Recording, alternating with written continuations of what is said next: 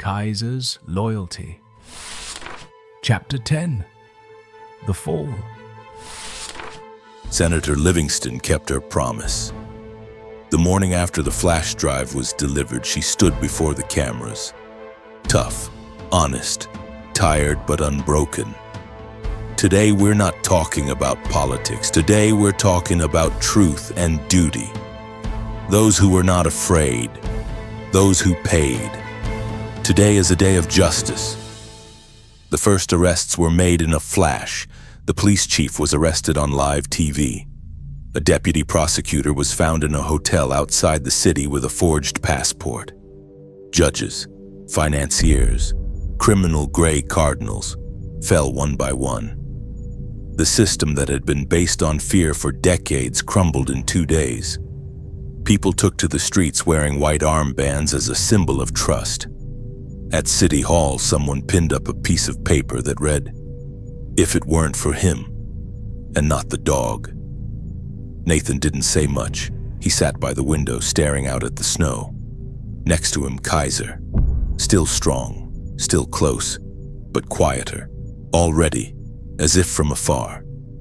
He didn't come to the door at night when Frank came back with dinner. He didn't look up when the fire crackled. He just lay there, silently, quiet, breathing hard, slowly, no resistance. Kaiser. Nathan sank down beside him, stroked his head. "Hey kid, are you with me?" He opened his eyes, deep, human, and there was no fear in them. There was goodbye in them. Frank silently called the vet. He came quickly. He looked at him.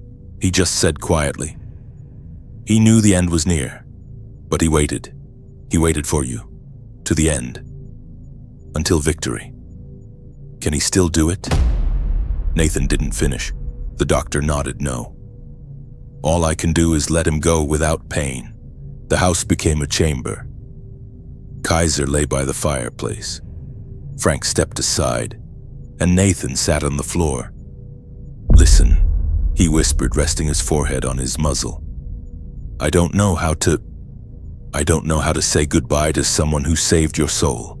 He cried, silently, tight, manly. "Do you remember the first time we met? You looked at me as if you knew that I would survive, that we would survive." Kaiser turned his head slightly, eye to eye. He took a breath, a deep one, and exhaled, one last one. And that was it. No dramatic sigh, no sound, just silence. A silence in which Nathan's heart began to beat differently, as if there were two of them now. He sat next to him. He didn't move, just held his paw tightly like a promise that he would never forget. Then they wrapped him in an old blanket. They took him out into the yard, where Kaiser liked to lie in the snow and look at the trees. They dug a hole under a fir tree. No honors, no words.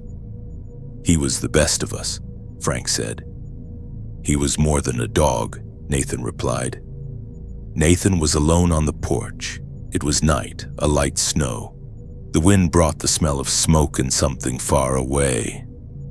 He lifted his head and whispered, "Sleep well, soldier. You have reached the end."